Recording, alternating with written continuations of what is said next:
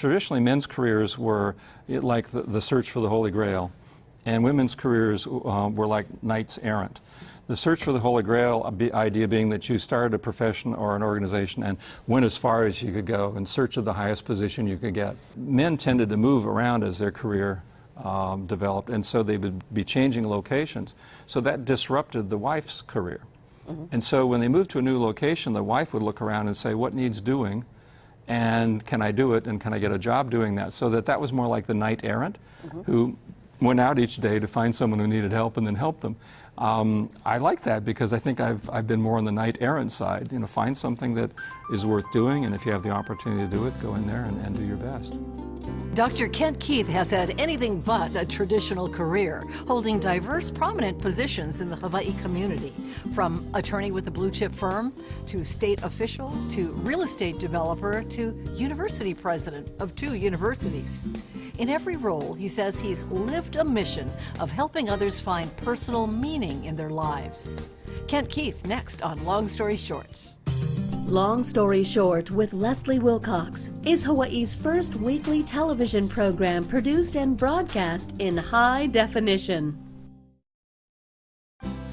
Aloha mai kako, I'm Leslie Wilcox. When Roosevelt High School grad Kent Marsteller Keith was a sophomore at Harvard University in 1968, he wrote a motivational guide for high school student leaders. A list of 10 life lessons such as, people are illogical, unreasonable, and self-centered. Love them anyway. If you're successful, you will win false friends and true enemies. Succeed anyway.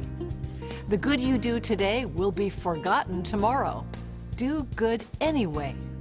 34 years later, he published these aphorisms in a best-selling book, Anyway, The Paradoxical Commandments, which has been translated into 17 languages and sold around the world. Today, the president of Pacific Rim Christian University, Dr. Keith grew up in a traveling military family. I was actually born in Brooklyn, New York. My dad was there doing public relations for the United States Marine Corps, and then he started being transferred around, so I grew up in a lot of places, a couple times in California, a couple times in Virginia. I was in Nebraska when my dad was in the Korean War. Finally, he was transferred to Hawaii, and I stopped complaining. What was it like making all those changes? Do you think it helped make you better at getting to know people, or was it stifling? You know, there were a lot of impacts, actually. First of all, it was really educational because every time he was transferred, it was from coast to coast. So we drove, and we'd spend a month exploring America. And so by the time I was 14, and arrived in Hawaii when I was 14, I'd already crossed the country 9 times by car. And each time we went a different way, national monuments, natural wonders, historic sites. So it was very educational. It was also educational in learning that, you know, we are one country and we have common beliefs and values, but we also have different subcultures. And so you get a sense of, you know, within one nation there are differences. It was hard because there's almost always the new kid in school. So, you know, you have to start making new friends, and by the time you've really made friends, you're moving again, and you're leaving them. And that sort of had an impact. But it had one benefit, which is that you didn't bring any baggage. Nobody knew who you were before. You could start again. I got all these fresh starts when I was growing up. So, yeah, I think for us as a family, it just pulled us closer together because we were our community. We were the people we relied on. So you didn't complain every time your dad got transferred? Oh, no, not again. I got to meet a whole bunch of new people. And no, actually, what happened was after a while, I began building walls. I began saying, you know, why make friends if you're going to lose them, you know, 9 months later? And then I figured out that didn't make any sense. I still wanted to have friends, and I still wanted to connect with people. So it's all part of growing up was figuring out, you know, things like what does friendship mean, what do relationships mean, and so I mean, on balance, I think it had quite a bit of impact, and for me, I think it was positive. it must have been tough. I mean, high school is particularly difficult to transfer into, and you are coming from the mainland into Roosevelt High School, public school. What was that like at age 14? Well, I had an advantage. Oh, you're at I Stevenson. started at Stevenson, yeah. Okay. So my 9th grade year at Stevenson. Well, intermediate school is Yeah. not any easier, I don't think. No, it wasn't. But it was a good school, and I have friends that I knew then, still today, more than 50 years later. So that kind of got me oriented, I guess you'd say. It was smaller than Roosevelt, that's one thing. Yeah, and then crossed over to Roosevelt for sophomore, junior, and senior year. And somehow you got elected student body president at your last year at Roosevelt? Yeah, actually, I was student body vice president junior year and then student body president my senior year.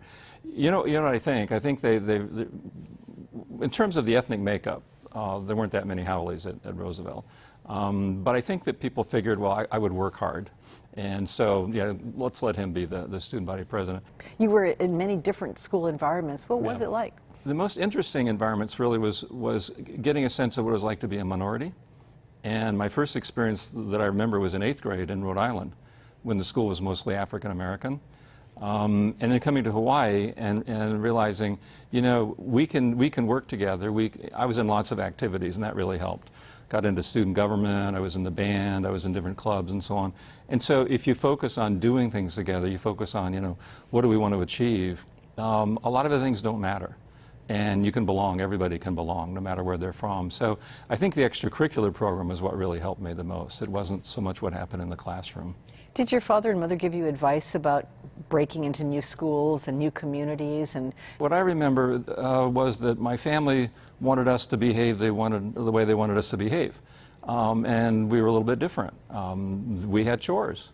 And if the other kids were out playing, that's fine. You'd have your time to play, but right now you need to mow the lawn, or you need to pull weeds. You know, so the idea was, it's who we think we are. You know, what our values are and what we think a family means. I mean, we're all going to be home at dinner. We're going to talk about what's happening. And so the worst argument I could make as a kid about doing something was everybody else is doing it. That was not an acceptable argument. That didn't mean anything in our family. The idea was what's worth doing and what's balanced, and are you helping out in the family, and, you know, are you learning what you need to learn? As the kid of an Army officer, how did that affect you? My dad was really, really committed. He was a wonderful example of what it meant to be, you know, focused on duty and, you know, integrity, loyalty. I knew that he loved us, and I knew that he loved people. His career, though, was about self-discipline and about getting a job done. And so he modeled a lot of values. He also pushed us really hard as kids to be everything we could be. No particular goal or job, just the best you could be at whatever you decided to do. And he was an overachiever. I mean, he went for 150%. So, you know, I figured later in life I could slack off and just go for 100%. What was your mom like? After school, when we came home, we could share what our day was like. She gave us advice. You know, she kept us focused on the things we need to do. She was a little more forgiving than my dad. So you go to her first, right? That's right. Well, that was the joke. We'd come home, you know, we'd tell Mom how we felt, and then Dad would come home and we'd have to intellectualize it for him. After graduating from Roosevelt High in Honolulu, Kent Keith was off to the East Coast and Harvard University. There, at age 19, he came out with a list of 10 thoughts that he called the Paradoxical Commandments. This thought-provoking list traveled far and wide, even getting the notice of a woman who became a modern saint. I continued to work with high school student leaders. But it was the 60s, so, you know, a lot of conflict and confrontation, turmoil, and yet a lot of idealism and a lot of hope that somehow we could make the world a better place. So what was disappointing to me was seeing so many young people go out in the world to bring about change, and then seeing them come back much too quickly because the change they wanted wasn't achieved, and people didn't seem to appreciate what they were trying to do. So I had a couple of major messages for them. I was traveling around the country speaking and working at high schools and student council conventions, and I said, well, first of all, you got to love people, because that's one of the only motivations strong enough to keep you with the people and with the process until change is achieved, because it usually takes time. It could take a lot of time. And secondly, I said, you know, if you go out there and do what you believe is right and good and true, you're going to get a lot of meaning. I mean, that should give you a lot of meaning and satisfaction, and if you have the meaning, you don't have to have the glory. The meaning should be enough. People appreciate you, that's fine. If they don't, you're okay. You still got the meaning. That should keep you energized. So I decided to write a booklet for them. It took me a long time to decide whether to write one at all, because I figured, well, people know this, and, you know, it's already been said. But I started writing this booklet on how to bring about change by working together. And one chapter was about love, about brotherly love, we called it then, about caring about people. And it talked about this issue of meaning. In order to get across my point about meaning, I wrote the Paradoxical Commandments. So each one starts with a statement of adversity, but is followed by the positive commandment to do it anyway. So people are illogical, unreasonable, and self-centered. love them anyway. So you start with a statement of adversity, you go into the positive commandment. They're meant to be examples of an attitude.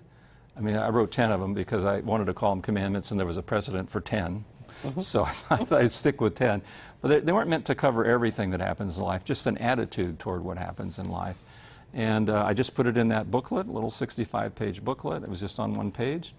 And we sold 25 or 30,000 copies around the United States, which was a pretty big deal. That was quite a bit. And then I went on with my life, and literally for 30 years had no idea what was happening to them.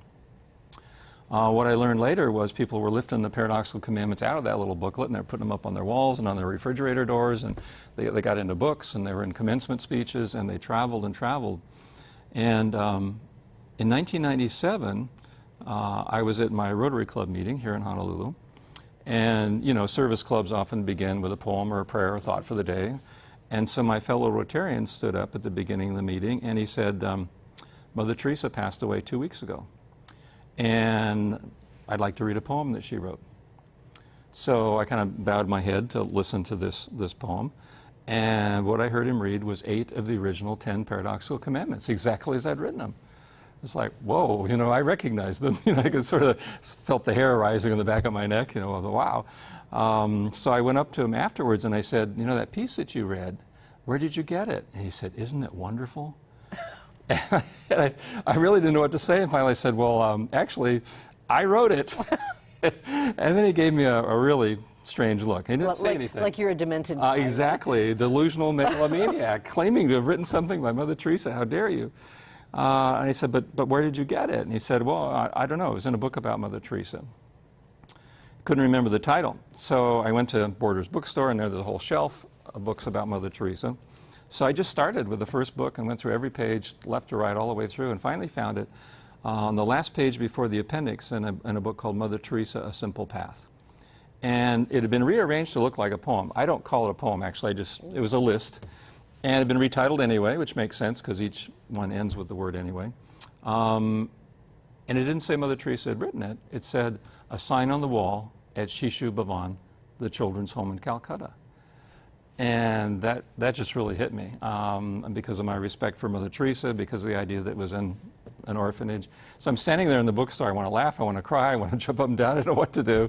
But I said if I did all those things, I might get arrested, so I better be calm. But yeah, you should have said, do it anyway. Yeah, that had a really big impact on me. And I took that as a real message. So I started speaking and writing about them again for the first time in 30 years. Now, tell me what. You say that people tend to know this stuff anyway. I don't think we really do. I mean, we may know it tangentially, but people don't put these things together sometimes. So, Right. so the fact that you've put them together and they resonate so much.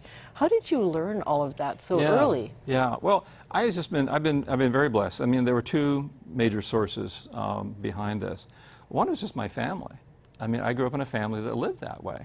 And so I wrote the Paradoxical Commandments. I showed the manuscript to my dad, for example, and I remember him looking at him going, yep, we know this. Nice of you to write it down. I mean, my parents, my aunts, my uncles, they did it anyway. They were focused on loving people and helping people and doing what's right, and they were not after power, wealth, and fame. They did what was meaningful. Can you remember some of the incidents that might have caused you to pluck out those particular 10 items? If you do good, people will accuse you of selfish, ulterior motives. One of the things that happened at Roosevelt High School when I was a sophomore was that the seniors who were leading the student government wanted to eliminate the representative assembly. That would be an equivalent of eliminating Congress. I'm sure there would people would be interested in doing that nowadays. But the whole idea of student government is for people to learn how to be citizens, to work together. And so that would be like eliminating 60 students from student government. So I was against it. And so I stood up and said so, and turned out to be the only person in a school of about 2,100 who was willing to oppose it. And some of the seniors were pretty upset with me for doing that. But gradually, you know, kept talking about it. What are we doing? Why are we doing it that way? What are the benefits? And ended up with a school-wide debate in which we argued the issue. And it went to a vote, and the idea of eliminating the representative assembly was rejected, fortunately. Well, then I was accused of having done all that just to become popular so I could become student body president. So it was like, oh wow, I just did it. I stood up against the so-called power structure. I was kind of, treated badly by the big men and women on campus. Finally, the message got through. The movement I started was successful, and then they turned around and accused me of just having done it out of some kind of crass political, opportunism. So that was one. Honesty and frankness make you vulnerable. That came from a real experience that occurred after I graduated from high school. I went to work at a student council workshop in Indiana. We had started a high school student leadership institute in Hawaii. A bunch of us student body presidents got together and did that in the spring of 1966. So I'd been at the Indiana workshop to learn how that's done before starting our own. And so I was young, and they invited me back, and it was the 60s, and they said, well, we would like you to speak to our students, but we don't want you to attack the establishment. So I didn't. I attacked the students. I was looking at 300 students who were going to be student council leaders in Indiana and other states the next year, and I said, as far as I can tell, you're a hoax. You're a fraud. You don't care about your fellow students. You just wanted to get elected to put it on your college application form. You're just going to hold parties for yourselves. You're really not making a difference in your schools, and you don't plan to, but you could. You could actually reach out, you could connect, you could find out what students really need, you could create it, or you could lobby for it, and you could really change lives. Even just saying hello to some of the students in your schools would make a difference in their lives. So that was kind of breaking through the bubble, and the students loved it. It's like, okay, let's talk about what's really happening. And they came down, and they lifted me up on their shoulders, and I was a lot lighter then, actually. Lifted me up on their shoulders, took me outside, and I had one of the most exciting discussions I've ever had in my life.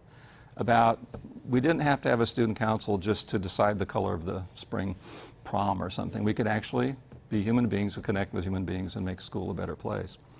So gradually, students drifted off to go to their, it was a nighttime, they drifted off to go back to their rooms. This was held at a university campus. And suddenly I realized that there were 4 men standing around me. One of them was the director of the workshop, and he announced that I was fired. I would be leaving immediately. They marched me to my room, wouldn't allow me to talk to anyone, wouldn't allow me to call anyone. They locked the door behind me, said, "You are going to pack now." I packed. They marched me into the parking lot. They put me into a car. They wouldn't even turn on the headlights. They didn't want to attract attention. Drove me 20 miles from campus and dropped me off at a bus stop in the middle of a cornfield at 8:30 at night. They'd done their research. They realized the Greyhound bus was coming, and I caught it. But I'm sitting there watching the headlights of the cars go by, saying, well, I told the truth, they understood it, something good can happen, but, paid the price. And I decided I'd do it again. Honesty and frankness make you vulnerable. Be honest and frank anyway. After graduating from Harvard, Kent Keith went on to earn a Master of Arts degree at Oxford University. Completing that, he spent a year studying in Japan, where he met his Papahaole wife, Elizabeth. She became his teacher outside the classroom. Her father was a Swedish American, her mother's Japanese. He was an engineer working for General Electric. And they had a little apartment building. Their family lived on the first floor, and then they had outside staircases going to 2 more floors. And I rented a room, and I studied. And I studied. The Japanese language is challenging. And after a while, Mrs. Carlson, who became my mother-in-law, was worried about this foreign haole guy who's upstairs studying all the time. We got to get him out to see Japan, so she started inviting me down to dinner and invited me out on a few family excursions. And then you invited out her daughter. That's exactly what happened. How long have you been married now? We've been married 40 years. She told you some things early on, very frankly, that that shifted your perspective, and you changed. They were hard to hear. Yes. Yeah, I was very fortunate she was willing. First of all, it was interesting. This is one of the only times that the different cultural backgrounds really came up. For example, my parents were born and raised in Nebraska. We want to be polite, but we're direct. We pretty much say what we want to say, and that's what we mean.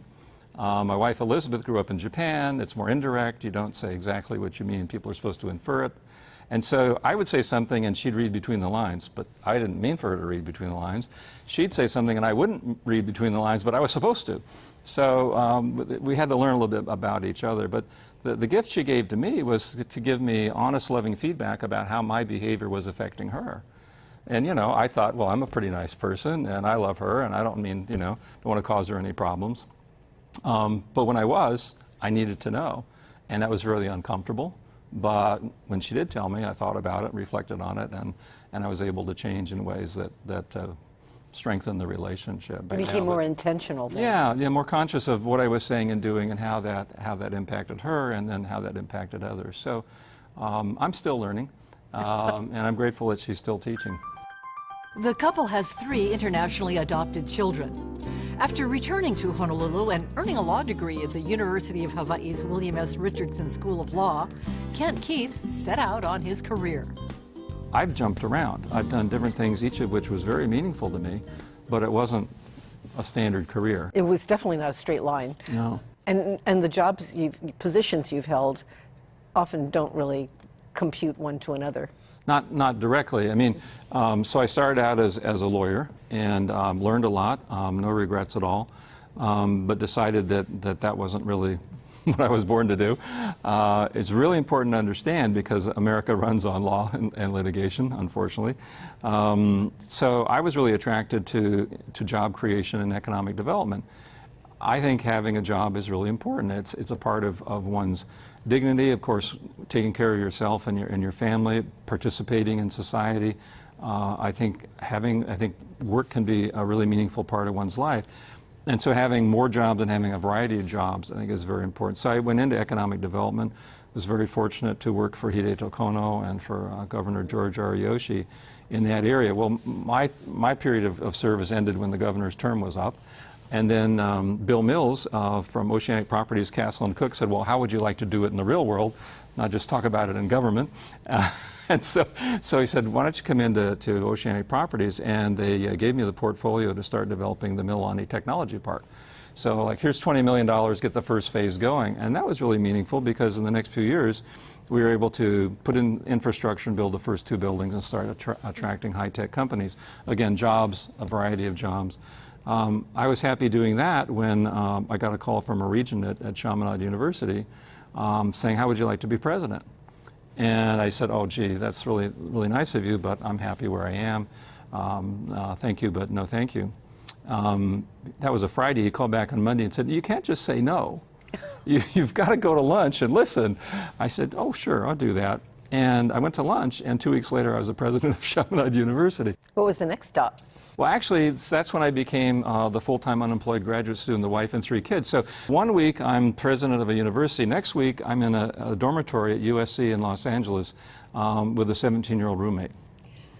And I'm willing to certify he was the most disappointed freshman in the history of higher education. He traveled all the way from Virginia to California for freedom, and they gave him a roommate older than his father. But we got along really well because I wasn't his father. I could just be his friend.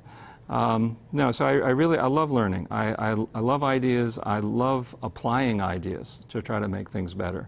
And this idea of going to school and applying what you learn and going to school and applying what you learn, that's been kind of a pattern in my life as well. And I like that very much, and very fortunate I was able to do that. You know, your life philosophy, which you developed early on and is evidenced by the Paradoxical Commandments, is a lot about creative tension and dealing with a level of stress. The Paradoxical Commandments focus on what we control. I mean, there are all kinds of external events we don't control. I mean, as individuals, we don't control the world economy, world population growth, natural disasters, all kinds of things. We work hard, we prepare, we seize opportunities, but there's all kinds of things we don't control. What we do control is our inner lives, our spiritual lives. And you and I get to decide who we're going to be and how we're going to live.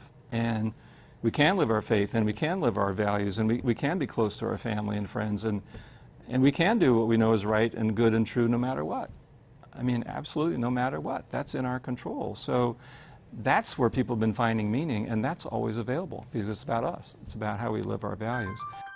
At the time of our conversation in January 2017, Dr. Kent Keith is president of Pacific Rim Christian University, which shares space with New Hope Church in Kalihikai. It's the only accredited Hawaii-based Protestant university dedicated to training students in servant leadership. Dr. Keith is the only person we know to serve as president of 2 Hawaii universities, the other being Chaminade. Mahalo to Dr. Kent Keith of Manoa for sharing his inspired life of faith, learning, and service, and his teenage words of wisdom that have resonated with people around the world. And mahalo to you for joining us. For PBS Hawaii and Long Story Short, I'm Leslie Wilcox. Aloha ahuiho. For audio and written transcripts of all episodes of Long Story Short with Leslie Wilcox, visit pbshawaii.org. To download free podcasts of Long Story Short with Leslie Wilcox, go to the Apple iTunes Store or visit pbshawaii.org. Are there any of the commandments that you wrote that mean more to you today than when you wrote them? Yeah. So, being in college in the 60s, a very political environment. So the ones that I think I was more focused on were, the biggest men and women with the biggest ideas can be shot down by the smallest men and women with the smallest minds. Think big anyway. Or people, favor underdogs but follow only top dogs, fight for a few underdogs anyway. The ones that were sort of more political, more about social change. Now, it's the first one. People are illogical, unreasonable, and self-centered. Love them anyway. I think unconditional love is what holds our families together, holds our communities together. And, we don't have to approve of everything that other people do. We don't have to agree with everything other people do. We can still love them, and that's by far the most important one to me now.